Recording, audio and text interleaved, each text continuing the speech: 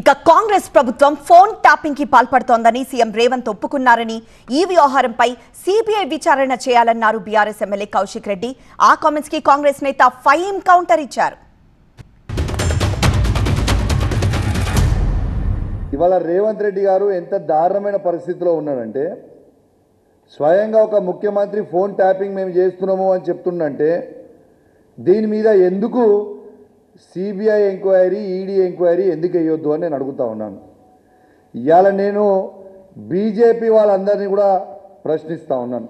ఖచ్చితంగా బీజేపీ వాళ్ళు కూడా ఖచ్చితంగా ఇవాళ నిన్న రేవంత్ రెడ్డి గారు అన్న దాని మీద ఫోన్ ట్యాపింగ్ ఇష్యూలో ఖచ్చితంగా మీరు CBI case, ED case Revanth Reddy గారి మీద వేయాలి.